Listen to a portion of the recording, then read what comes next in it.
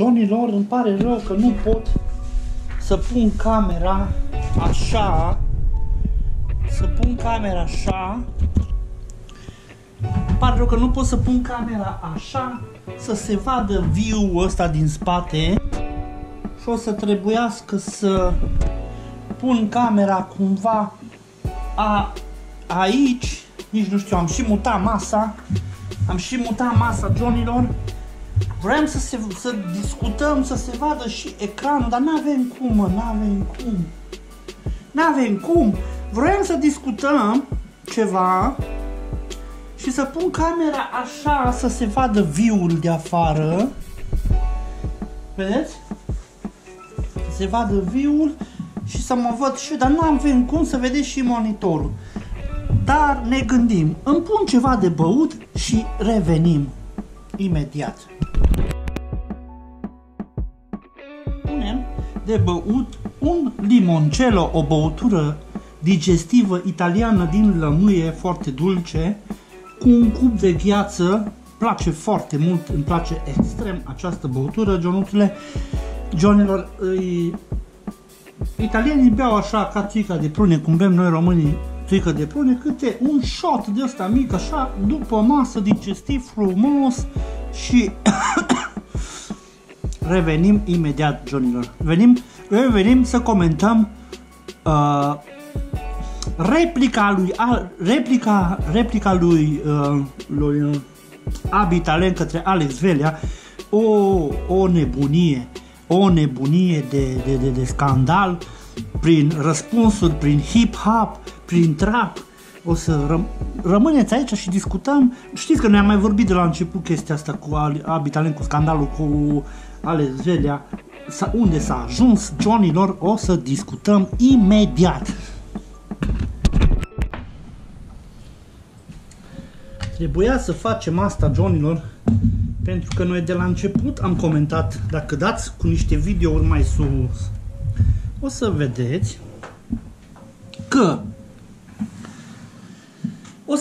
că noi am mai discutat despre scandalul acesta și la început. Să ne înțelegem. Noi, prima dată să vă explic, uitați-vă de unde intrăm, Johnilor, de unde intrăm și de unde postăm. Din paradis, oameni buni. Uitați-vă ce se află în spatele meu, ce viu. Deci nu intrăm din garsoniere, nu intrăm din 4 metri pătrați, intrăm de la o vilă din Italia, de pe o proprietate privată, unde avem acest minunat de viu, Johnilor. Imaginați-vă cam cum ar fi viitorul, Johnilor, pentru că voi nu veți face parte din el. Arată splendid. Deci să ne înțelegem de la început, vreau să precizez, noi suntem imparțial, Johnilor, imparțial. Nu avem nimic, nici cu Alex Velea, nu avem nimic, nu știu cum să mă exprim, să vă zic. Abi Talent, toată lumea zice că este un șobolan, că este un bigidiu, că nu știu ce.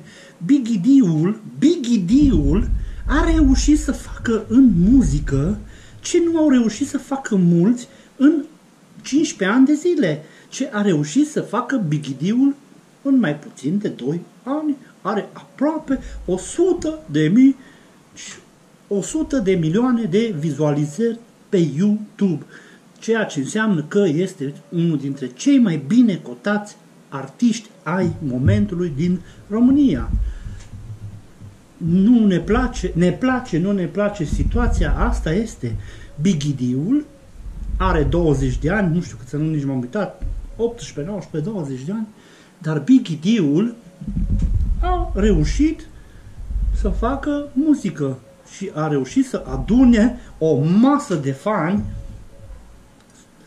Felicitări Bigidiului. Nu-i frumos să zicem Bigidiu, hai să zicem pe nume Abi. De ce să zicem șobolan? Am auzit pe unul că îi zicea șobolan.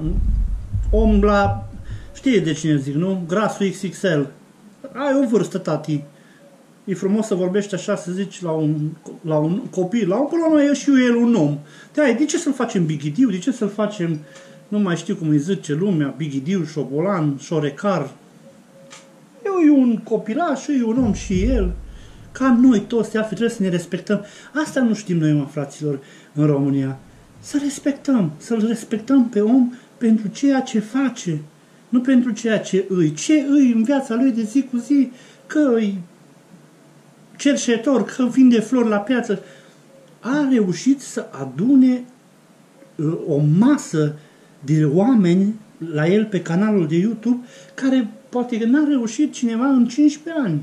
Trebuie să vedeți și asta. Munca din spatele, tupeul, curajul cu care a venit acest copil. Nu înțeleg de la ce a pornit scandalul. Am înțeles că de la lansarea filmului Five Gang, un alt fel de Crăciun, s-au întâlnit într-un mall și și-au adresat câteva cuvinte urâte. Băiatul are 20 de ani, voi aveți 50 de ani, mă, oameni buni. De ce? Nu e frumos, nu știu. Părerea mea, nu știu, poate greșesc. Succes Bigidiului, copilului, băiatului. Oh my God. Mergem mai departe, Johnilor, să intrăm direct în subiect. Da? I love you. Să intrăm direct în subiect în YouTube. Cum se vede? Stai. Cred că ar trebui să punem undeva mai jos camera. Ceva de genul. Se vede? Se vede, da? Se vede. Asta este canalul meu de YouTube. Canalul meu de YouTube, care în 2 ani de zile, de când l-am, 2 ani, nici nu mai știu, 2, 3 ani, 2 ani, 3 ani, bine, nici n-am stat pe el să muncesc, să nu știu ce, nici nu am aparatură, că filmez cu un GoPro, Big Tima Vlog. Am făcut numai bălărie aici și am reușit să adun nu mai mult de 72 de subscriber. Johnule, undeva trebuie să notăm asta și să sărbătorim, Johnilor. Da. Să-i dăm direct. Aici am făcut 2 vloguri cu Dorian Popa Valență cu Bulțică. Îmi place foarte mult de gagiul ăla, are o energie în el de ceva extraordinar. L-am parodiat puțin și o să facem câteva videouri unde o să ne exprimăm nemulțumirea față de sex travel-ul, Abitalent. Nu mă uit acum, nu știu de cât timp are canalul, când s-a înregistrat, dar cred că are undeva la un an de zile, a reușit să strângă numai puțin de 657 de abonați. Johnule, incredibil cum a reușit Abitalent a reușit. Că nu avem subscribe, dăm subscribe la băiat și apăsăm și pe clopoțel aici, Johnuțule, să fie bine, pentru că eu îl simpatizez și îl apreciez pe băiat pentru munca lui. Orice muncă trebuie acceptată și apreciată, Johnuțule, și nu are decât mai puțin de 1, 2, 3, 4, 5 videouri pe canal. Ceea ce e foarte bine, Johnule, 657 de abonați. 657 de abonați. Bine, Abi. Nu știu cum îl cheamă pe el. Abi, de la ce vine Abi? De la... Știam, mă, de la... Ambiste, nu știu. În fine, Johnuțule, să-i dăm bătaie pe piesă. Să ascultăm melodia. Mult comentată și mult mediatizată. Sonorul meu e foarte slab.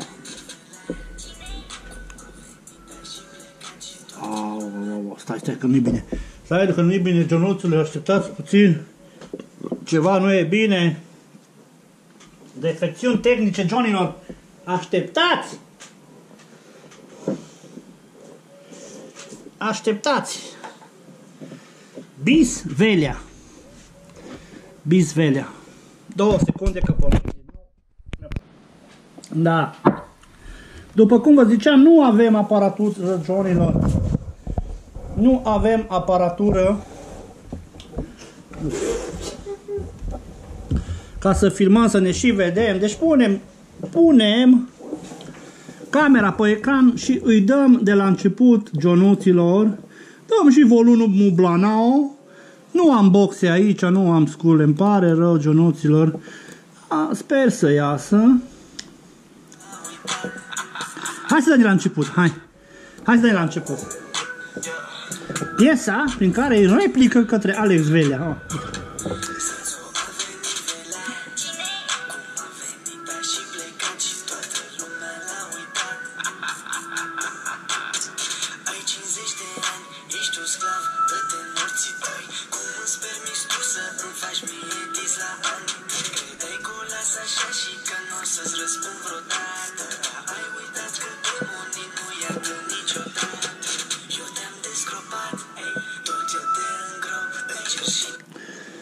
Da. Dureros. Dar chiar mă, auzi, eu am o nelămurire acum, să discutăm.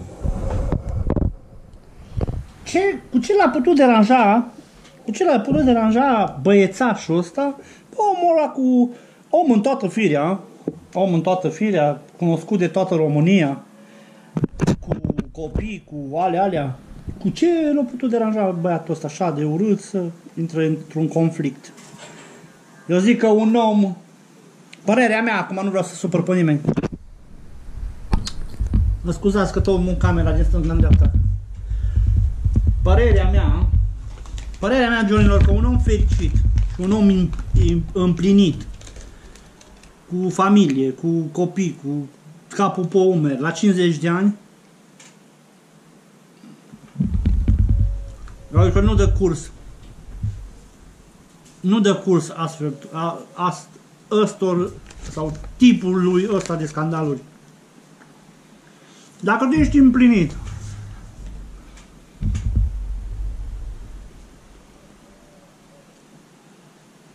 îmi scapă cuvântul. Asta, ești împlinit financiar, material. Ești împlinit material, ești împlinit financiar, ești împlinit, ai o familie, toate lucrurile îți merg bine. Eu nu cred că dai curs la un...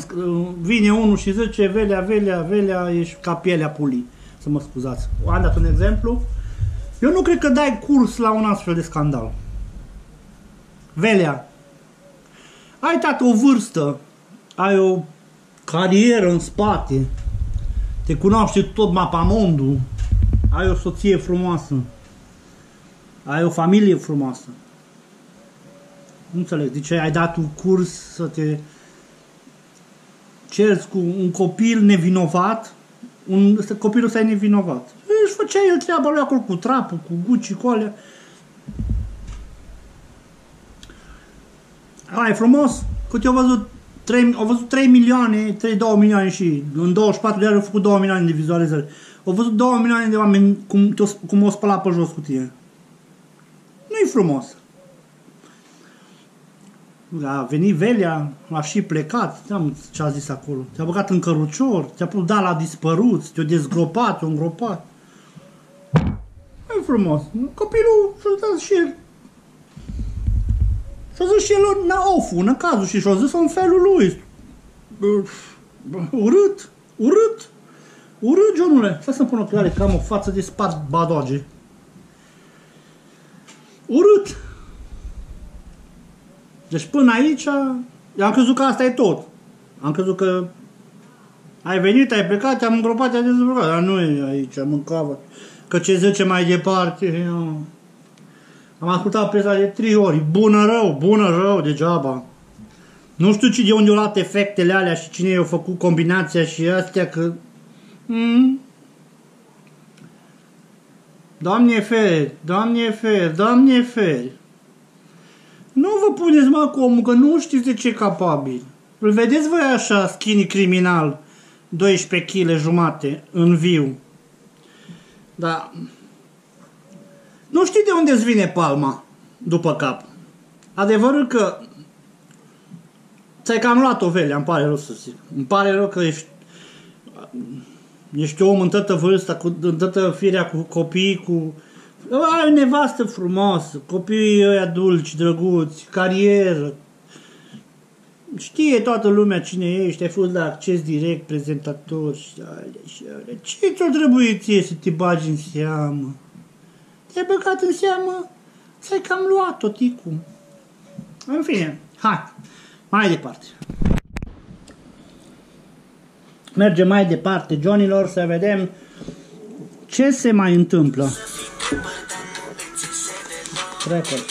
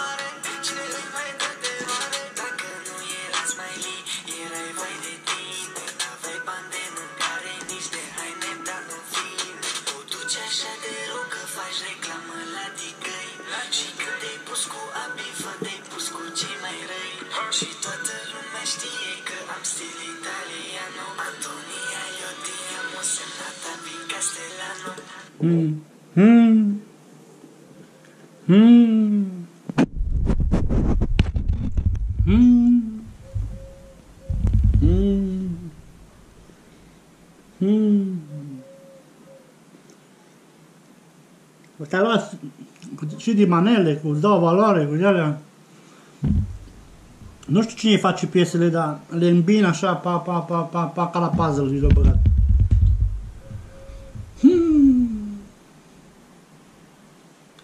Că dacă el n-ar mai fi, cine ți-a mai dat valoare? De-aia te-a umilit copilul. Bă, dar cu smiley ăla ce aveți, mă? Smiley peste tot.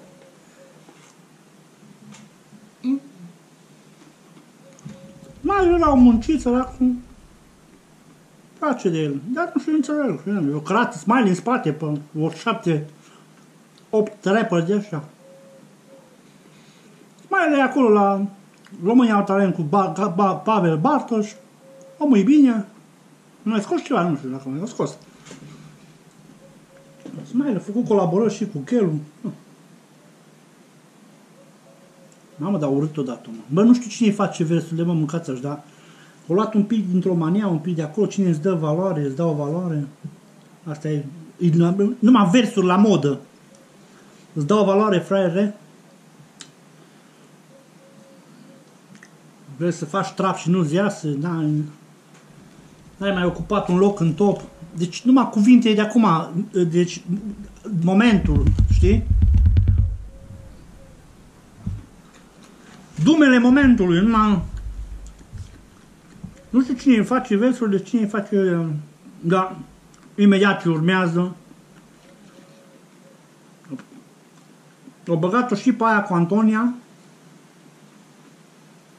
Cu italianul, ti amo, chestii. În joseală maximă. Antonia a fost un italian. Prima ei iubire. Da. În joseală maximă. Ce au fost până aici, au fost în joseală maximă. Mergem mai departe.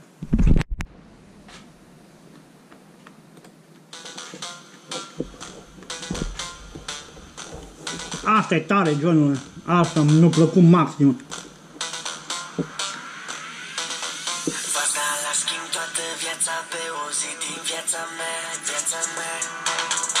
Foarte bună asta.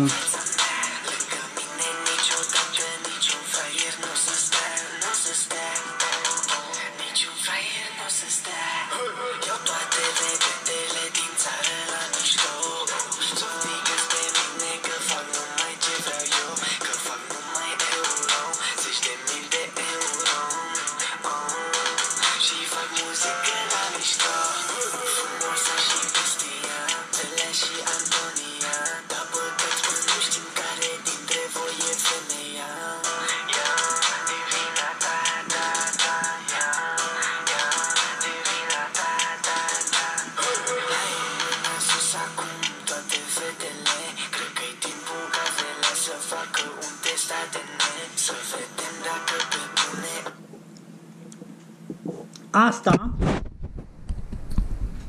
cum s-a oprit tot și a început aia, i-a ascult muzică foarte multă, Asta e luat-o de la ceva mix techno, de la ceva piesă techno.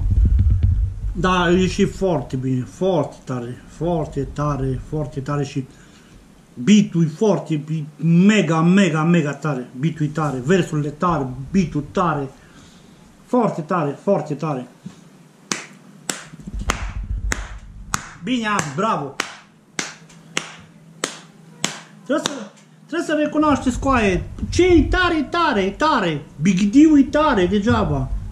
E tare, că e tare piesa, e tare, n-ai ce să comentezi coaie, n-ai ce să comentezi.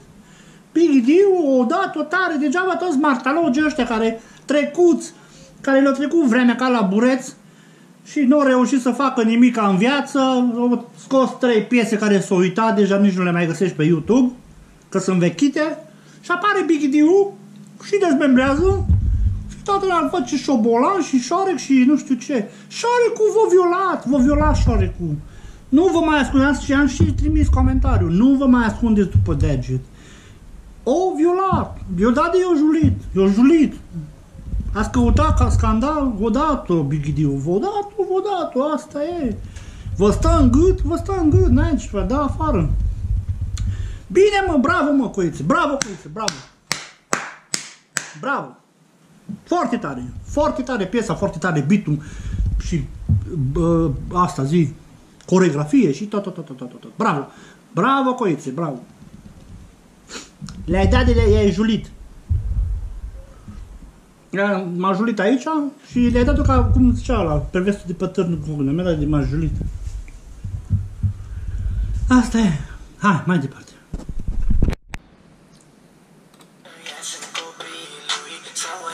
Bun, a dat un copii aici, urât.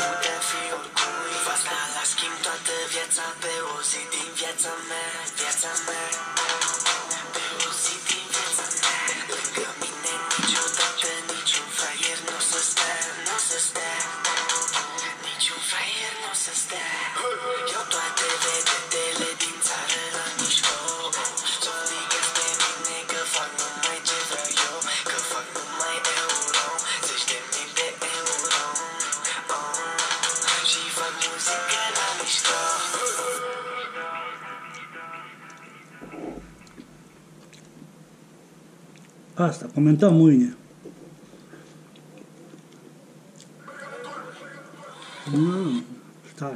Stai mâine, nu putem, nu avem spațiu de emisie. Deci, în concluzie, Johnilor, în încheiere, bă, ce-i bun, e bun. N-ai ce să... Nu poți să te zici... De fraierul... Nu știu ce... Că... E nașpa piesa. Ce e nașpa? Dacă e nașpa, cine a făcut 2 milioane de vizualizări? Eu cu socrul italian? Ne-am uitat noaptea de 2 zile, ne uitam la piesa lui. Asta cu minte.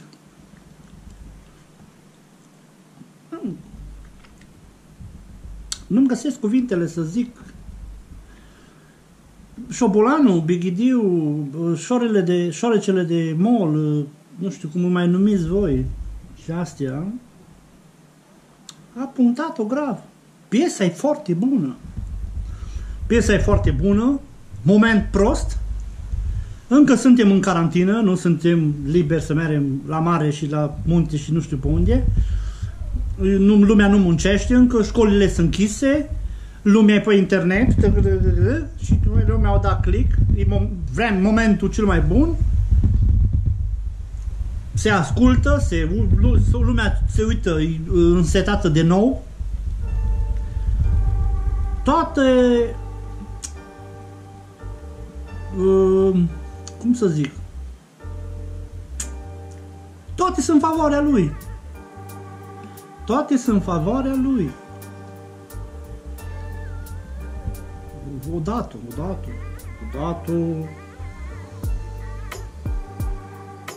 Tare. Mie îmi place piesa. Am ascultat-o, nu recunosc. De-a de vreo 3-4 ore am ascultat-o până... Nu te poți sătura. Chestia aia când se întrerupe și bagă flash-urile alea, nu știu ce-a fost cu ideea, dar... Arată fain. Un pic exagerat, nu trebuia să vorbească de copilul și de Antonia și de nu știu ce, dar nu știu, poate a avut motivele lui să meargă așa departe cu afirmațiile. Dar trebuie să stai un pic în vedea mai tare. Mă rog, ei știu, nu știu, ți-o cauți, dacă ți-o cauți, știți cum e vorba aia, orice naș își are nașul. Da, o lovit, are 2 milioane și câte vizualizări, stai să ne uităm. Lovit. Ăsta are 900, Lino Gold, vin cu replica, are 900 de vizualizări, abi 2 milioane și jumate. Ăsta au postat acum 21 de ore, asta au postat acum o zi. Unul a postat acum 21 de ore și are 996.000, unul a postat ieri și are 2 milioane și jumate, genuțule. 2 milioane 500, da.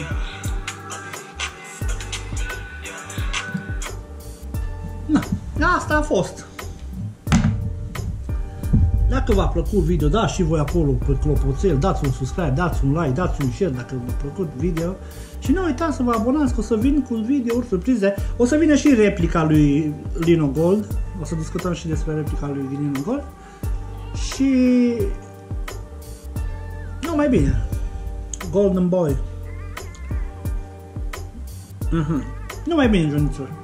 Aveți grijă de voi și nu intrați în belele, nu intrați în caz, nu jigniți pe nimeni, nu vorbiți urât, că nu știți. Nu știți cu cine aveți de-a face, că... stop. Omul are 19 kg ud și 1 metru și o știți? Și te ars. Te arde. Nu pune bază, nu cântări omul după kilograme și după... cântărește după ce are aici. Că te face. I love you.